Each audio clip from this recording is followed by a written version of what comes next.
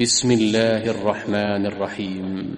الرحمن علم القرآن، خلق الإنسان، علمه البيان. الشمس والقمر بحسبان، والنجم والشجر يسجدان، والسماء رفعها ووضع الميزان ألا تطغوا في الميزان، وأقيموا الوزن بالقسط ولا تخسروا الميزان. والأرض وضعها للأنام، فيها فاكهة والنخل ذات الأكمام، والحب ذو العصف والريحان. فبأي آلاء ربكما تكذبان؟ خلق الإنسان من صلصال كالفخار، وخلق الجان من مارج من نار. فبأي آلاء ربكما تكذبان؟ رب المشرقين ورب المغربين. فبأي آلاء ربكما تكذبان؟ مرج البحرين يلتقيان، بينهما برزخ لا يبغيان. فبأي آلاء ربكما تكذبان؟ يخرج منهما اللؤلؤ والمرجان. فبأي آلاء ربكما تكذبان؟ وله الجوار المنشآت في البحر كالأعلام. فبأي آلاء ربكما تكذبان؟ كل من عليها فان، ويبقى وجه ربك ذو الجلال والإكرام. فبأي آلاء ربكما تكذبان؟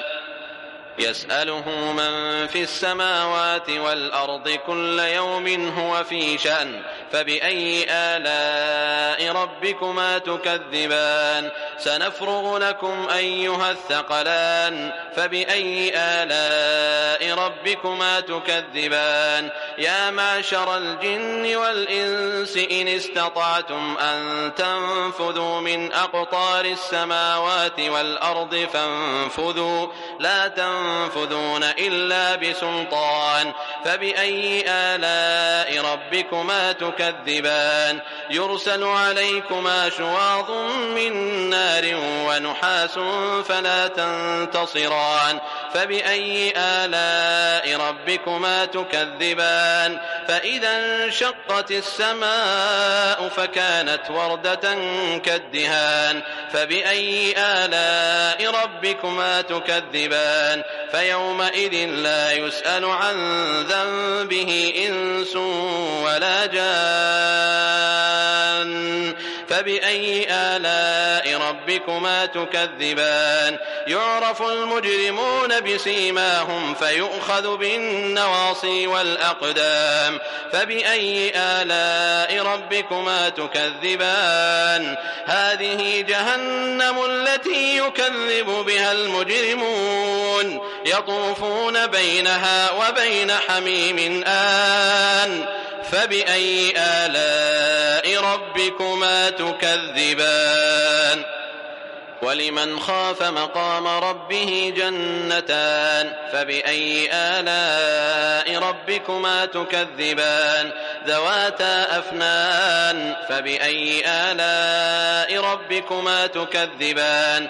فيهما عينان تجريان. فبأي آلاء ربكما تكذبان؟ فيهما من كل فاكهة زوجان. فبأي آلاء ربكما تكذبان؟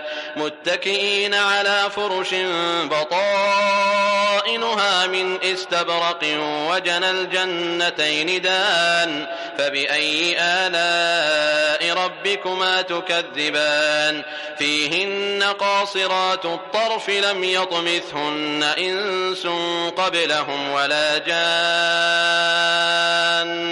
فبأي آلاء ربكما تكذبان؟ كأنهن الياقوت والمرجان. فبأي آلاء ربكما تكذبان؟ هل جزاء الإحسان إلا الإحسان؟ فبأي آلاء ربكما تكذبان؟